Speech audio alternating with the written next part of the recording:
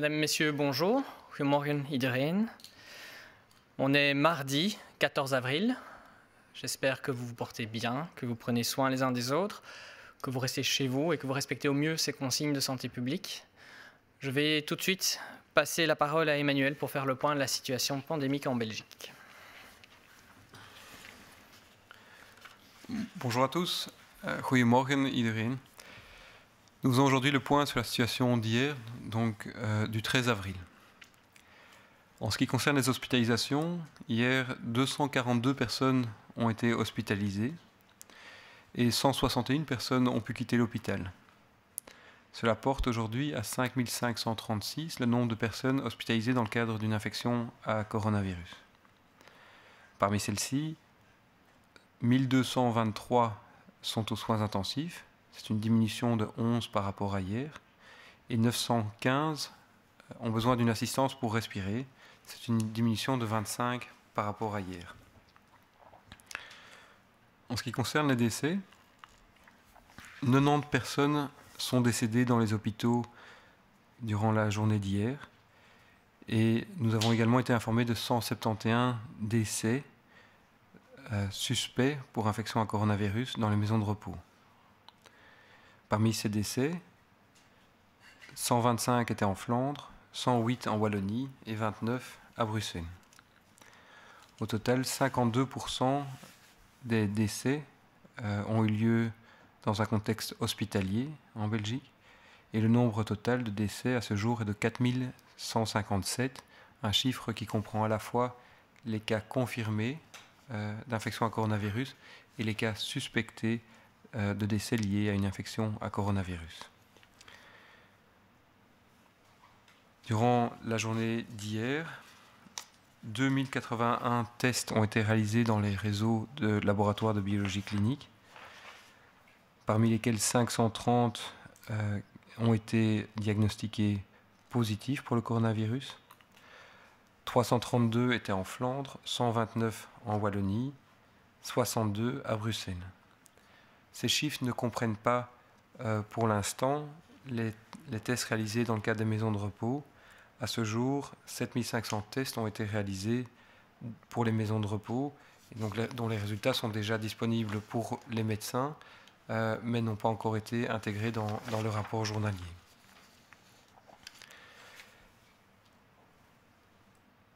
Nous n'allons pas donner aujourd'hui de longs messages ou d'interprétations sur les chiffres. Les chiffres continuent à avancer dans la même direction. Donc nous sommes dans une tendance vers la baisse, même si cette diminution n'est pas abrupte. Et nous ferons plus d'analyses dans les jours qui viennent.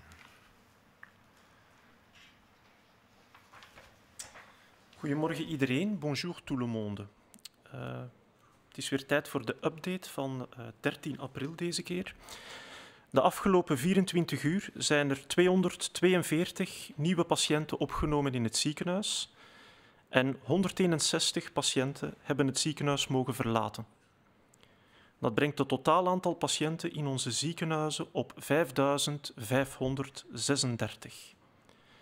Daarvan liggen er 1223 op intensieve zorgen, dat is een daling van 11. En 915 patiënten moeten beademd worden, dat is een daling van 25. De afgelopen 24 uur werden er 90 overlijdens gerapporteerd uit de ziekenhuizen. Dit zijn bevestigde gevallen. En ook 171 vermoedelijke overlijdens in woonzorgcentra. Dit zijn mensen waarvan men denkt dat ze het coronavirus hebben en die overleden zijn, maar vaak hebben ze ook heel wat of andere onderliggende aandoeningen. Dat brengt het totaal aantal overlijdens op 262, waarvan 125 in Vlaanderen, 108 in Wallonië en 29 in Brussel. Sinds het begin van de uitbraak hebben we 4157 overlijdens gerapporteerd in België, 52% in de hospitalen, bevestigde gevallen, en 46% in de woonzorgcentra, meestal vermoedelijke gevallen. De afgelopen 24 uur werden er 530 nieuwe bevestigde gevallen gerapporteerd, waarvan 332 uit Vlaanderen, 129 uit Wallonië en 62 uit Brussel en 7 van onbekende origine. Dat brengt het totaal aantal gevallen op 31.119.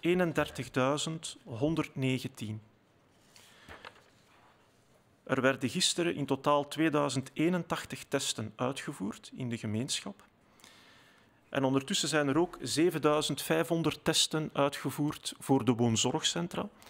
De resultaten van deze 7500 testen werden reeds gerapporteerd aan de verantwoordelijke artsen en worden momenteel ook geanalyseerd voor verdere rapportage. De cijfers evolueren positief. Het virus wordt moe. Het is belangrijk dat we nu nog onze griep blijven aanhouden. Dank u.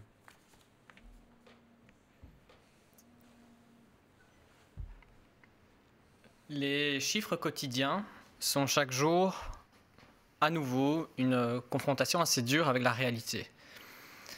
Il y a certains espoirs dans les éléments de certains chiffres, notamment ce nombre d'hospitalisations qui diminue petit à petit. Mais vous l'entendez, la voix des experts est aussi très prudente, et notamment en raison du nombre de décès qui malheureusement est encore trop élevé. Quant à l'analyse et à l'interprétation de ces chiffres, nous devons les laisser aux experts. Ce sont eux qui vont conseiller sur base d'analyse le Conseil national de sécurité afin de prendre les bonnes décisions dans les étapes qui suivent dans le cadre d'une gestion collégiale d'une situation d'urgence très complexe. Nous devons, chacun d'entre nous, nous en tenir à ces chiffres prudents et encourageants et surtout tenir bon. Nos comportements déterminent toujours cette courbe et pas le contraire. Il serait totalement irresponsable pour chacun d'entre nous de commencer à interpréter nous-mêmes ces chiffres et à adopter chacun un comportement différent en fonction de l'interprétation que nous ferions de ces chiffres. Laissons les experts faire leur travail, laissons les autorités être conseillées pour prendre les bonnes décisions. Cette courbe diminue, mais on sait tous que cette courbe peut rapidement remonter. Nous devons absolument éviter cette situation. Nous devons continuer à tenir bon et continuer à maintenir cette descente lente et progressive de cette courbe. Engageons-nous donc maintenant pour profiter peut-être bientôt, au mieux, à nouveau, de ces choses qui nous tiennent tous à cœur. Donnons chacun l'exemple et arrêtons la progression de ce virus. Fort heureusement, ces derniers jours, nous avons vu beaucoup de personnes qui se portent volontaires pour rendre ces mesures supportables pour les plus vulnérables d'entre nous. Des milliers de personnes, de toutes générations confondues, s'engagent chaque jour pour aider les autres. Par exemple, en faisant des courses ou en passant des coups de fil pour voir si tout se passe bien auprès de proches ou de personnes plus vulnérables. De telles actions procurent à notre société cette force nécessaire et construisent ce qu'on appelle une résilience pour sortir ensemble de cette crise. On souhaite remercier toutes ces personnes qui volontairement s'engagent dans cette démarche solidaire pour faire que chaque jour soit plus supportable pour chacun d'entre nous. Continuez donc à être solidaires, continuez à prendre soin de vous et continuez à prendre soin des autres. Merci.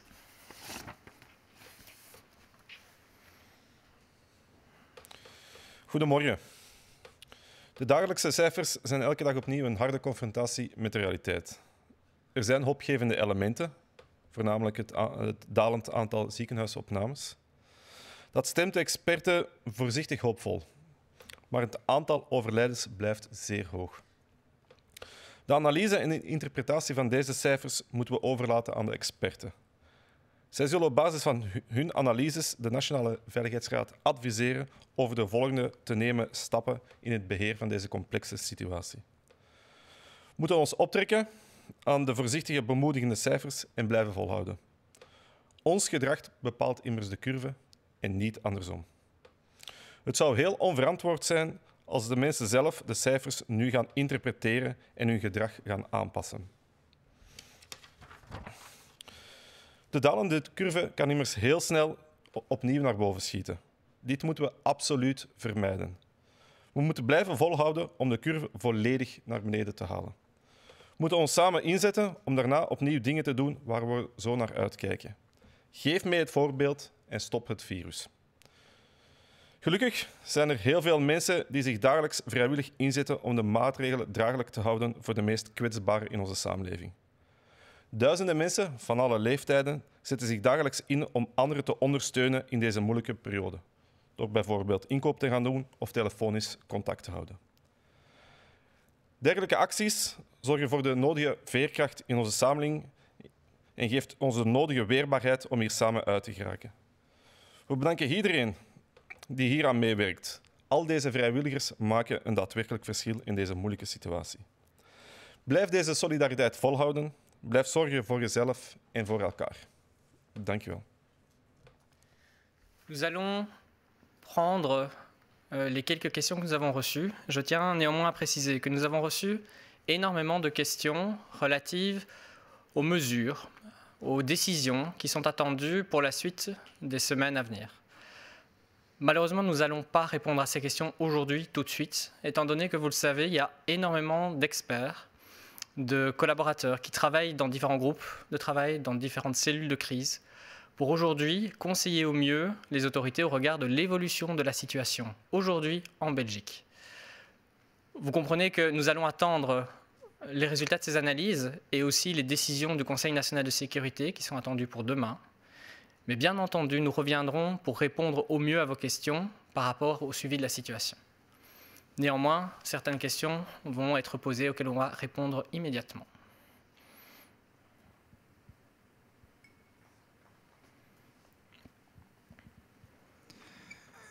Het aandeel sterfgevallen in woonzorgcentra in Vlaanderen is hoger dan in Brussel en Wallonië. Hoe komt dat? Het is te vroeg om die cijfers op dit moment te vergelijken. De manier waarop er gerapporteerd wordt verschilt van regio tot regio. In sommige regio's kan er een lichte overschatting zijn van de aantallen, in andere een lichte onderschatting. Het is pas achteraf dat we dat goed gaan kunnen analyseren. Dus het is nog te vroeg voor dat soort vergelijkingen.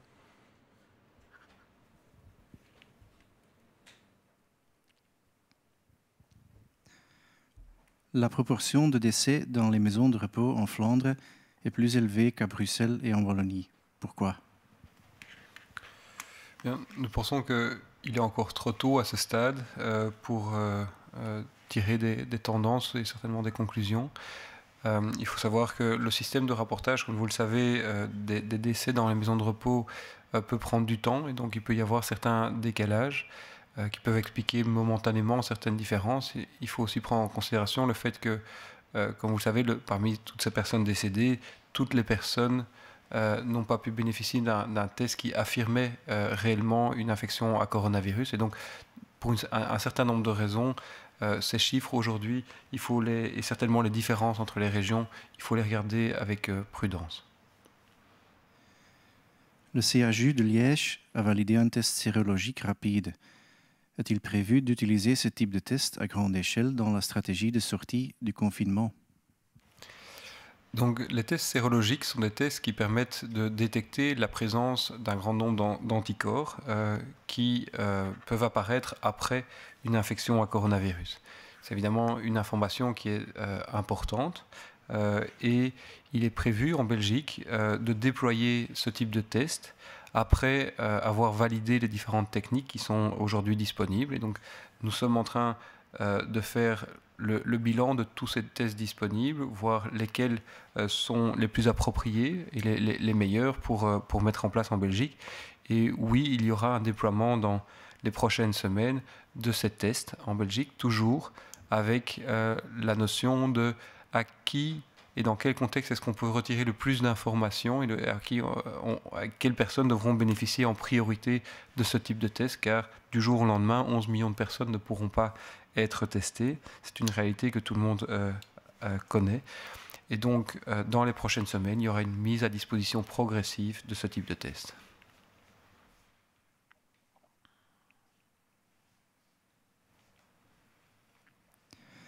Het Universitair Ziekenhuis in Luik heeft een snelle serologische test goedgekeurd. Zijn er plannen om dit soort tests op grote schaal te gebruiken wanneer de maatregelen worden versoepeld? Het testen van antistoffen in het bloed kan inderdaad een interessante piste worden in de toekomst als onderdeel van een controlestrategie. Het is wel belangrijk om te zeggen dat die deel uitmaakt van een grondige analyse en strategie voor de toekomst. Wie gaan we testen? Waar worden de testen uitgevoerd? En ook heel belangrijk, welke testen laten we toe? We weten dat in die serologische testen dat daar veel verschil kan tussen zitten, qua gevoeligheid, qua specificiteit. Dat moet eerst heel goed onderzocht worden, vooraleer dat we dat systematisch gaan uitrollen. Maar dat zal zeker een belangrijke denkoefening zijn en strategie voor de toekomst. In Frankrijk, Italië en Spanje zeggen ze dat er een plateau is bereikt. Is dat het geval in België? En waarom beweren deze Europese landen dat het plateau langer zal duren dan verwacht? Ik denk in België dat we eerder in een lichte dalende trend zitten momenteel. Als we kijken naar het aantal nieuwe hospitalisaties, dan zien we dat dat geleidelijk aan afneemt. Dat is goed. Dus ik denk niet dat het echt een plateau is, maar dat we wel in een dalende fase zitten. Die gaat traag. En het is op dit moment moeilijk te voorspellen hoe traag dat gaat verder zetten. Hoe lang gaat die staart zijn? Gaat die kort zijn? Gaat die lang zijn? We moeten ervan uitgaan dat die nog enkele weken kan aanhouden. Maar het is nog iets te moeilijk om daar echt het einde van te gaan voorspellen.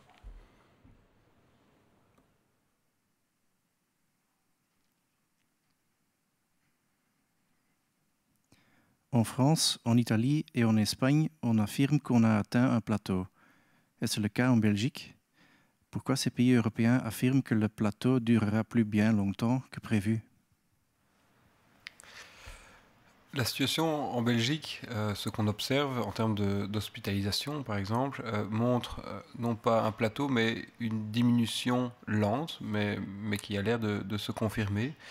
Et cette diminution, nous attendons à ce qu'elle puisse être maintenue, et certainement si nous continuons à coordonner nos efforts et à faire des efforts pour limiter très fort la transmission dans notre communauté. C'est évidemment nécessaire de maintenir ces efforts pour éviter qu'il y ait non pas une diminution ou un plateau, mais une résurgence du virus. C'est vraiment sur ces aspects-là qu'il faut se concentrer. Et combien de temps va durer cette diminution? Eh bien, c'est l'avenir qui nous le dira, mais c'est certainement ce que nous décidons aujourd'hui au quotidien de maintenir comme rigueur dans le respect des règles qui va influencer cette tendance.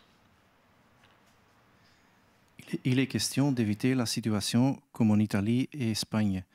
Est-ce qu'on est loin d'avoir des hôpitaux surpeuplés en Belgique ou pas? Donc, en Belgique, nous avons traversé une période extrêmement intense.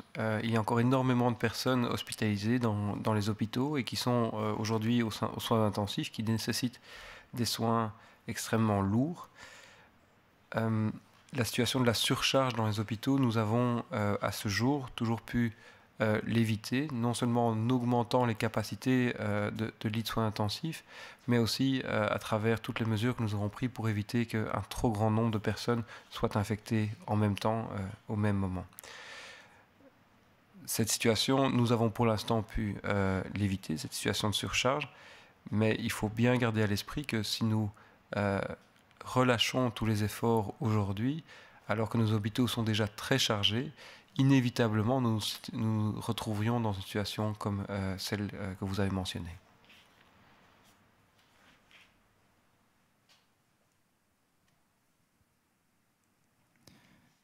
wordt vaak gezegd dat we Italiaanse en Spaanse toestanden moeten vermijden. Maar hoe klein of groot is de sprong naar overvolle ziekenhuizen in België? Wel, door vroeg en drastisch in te grijpen, hebben we er kunnen voor zorgen dat onze hospitalen dit aangekund hebben.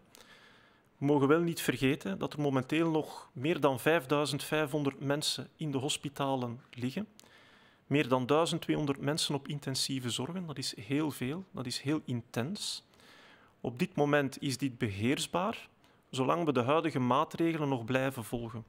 Indien we te vroeg loslaten, te laks worden, dan bestaat er een risico op een tweede piek, een heropflakkering, waarbij er een toestroom kan zijn van nieuwe patiënten En dat zou zeer lastig worden voor de hospitalen. Dan bestaat er een risico dat de capaciteit overschreden wordt. Dat is de reden waarom we nu moeten blijven volhouden en zeker niet te vroeg loslaten. Merci. Merci pour votre compréhension. Merci d'avoir suivi ce moment d'information. Nous reviendrons demain à 11 h pour continuer à vous informer. D'ici là, tenons bon, soyons solidaires. Blijf dus deze solidariteit volhouden. Blijf zorgen voor jezelf en voor elkaar. Dank u.